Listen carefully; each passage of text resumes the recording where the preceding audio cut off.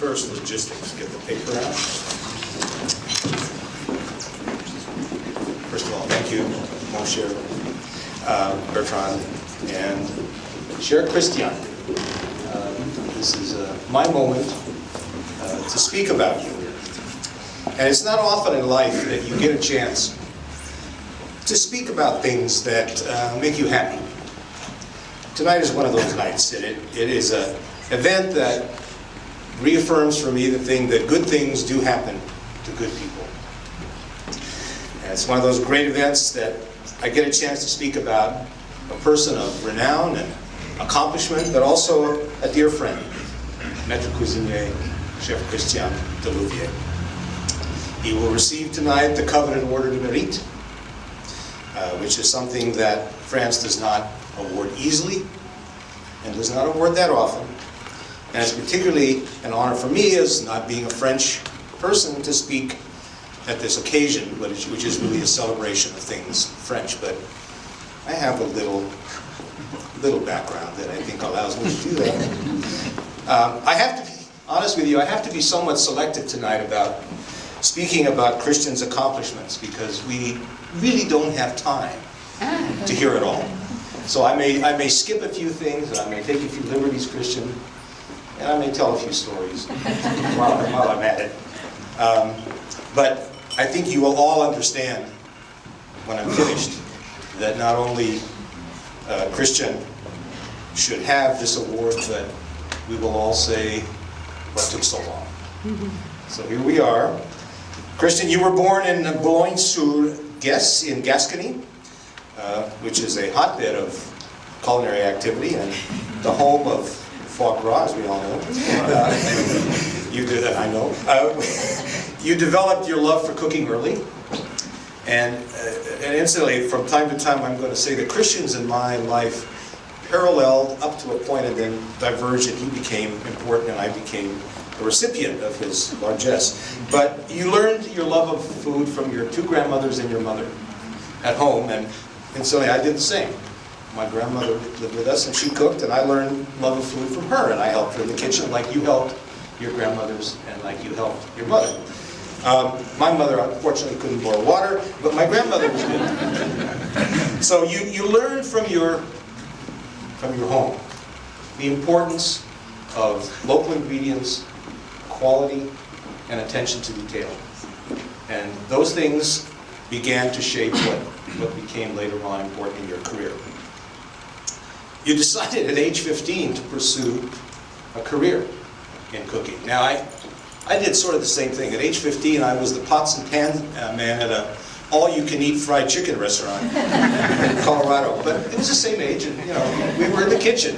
You were just doing things somewhat differently than I. You enrolled in cooking school, the school at Toulouse. Yes. And there you admitted to me in our conversation that it was a little harder than you thought it was going to be, a little more difficult.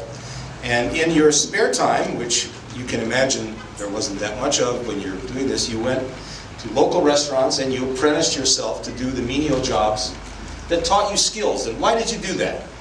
Well, you did it in order to excel at this early stage of your career, which not a career yet, it's just a budding career. You learned some things that put you to the head of the class. So while the rest of the students were going to class, he was actually in the kitchen doing things, preparing vegetables, preparing this, preparing that, and it gave him skills that put him ahead of the rest of his peers.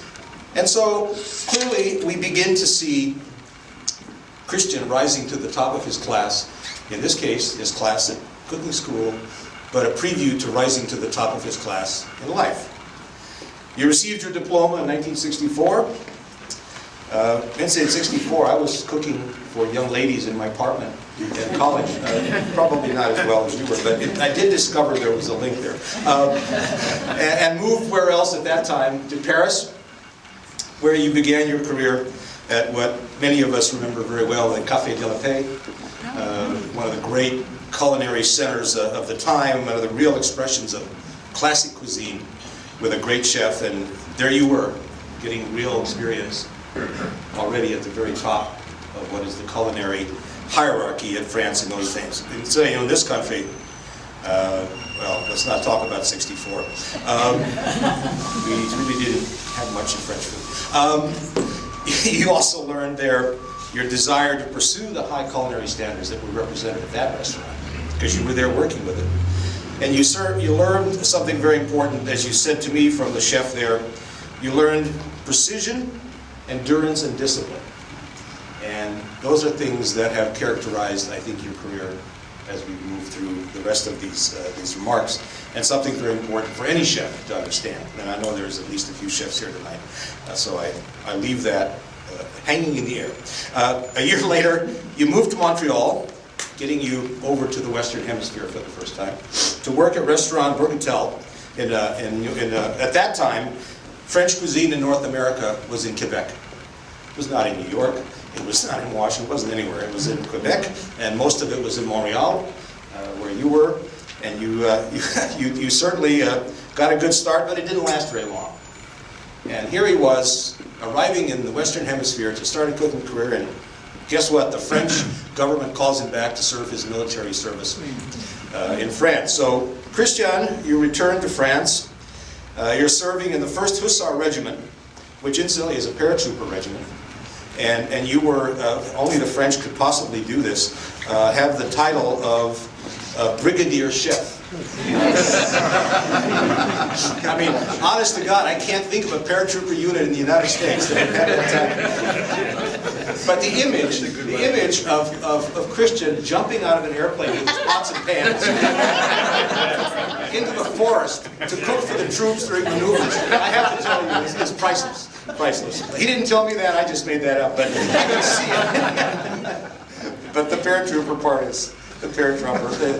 Christian did admit that the fresh air did him a lot of good, and he did enjoy the experience. Having served your military service, you moved back to Montreal in 1967 to pick up your cooking career at saucier and sous chef at Restaurant Le Saint Amable, which was another one of the great French restaurants in North America at that time. Actually, I was actually there. I have to, again, interject a personal note. About the same time, a little later, I was in cooking school in France and was told by the maître chef teaching the class that I had absolutely no talent as a dessert chef, but I could be a great saucier.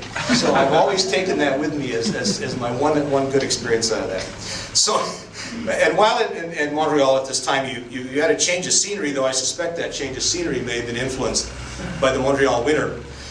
You took a tour and spent time as chef at the King's Inn Hotel in Freeport in the Grand Bahamas. So Montreal, Grand Bahamas, wintertime. Let me weigh that for a minute. It doesn't take long to figure out how that worked. So in 1971, you decided to get serious.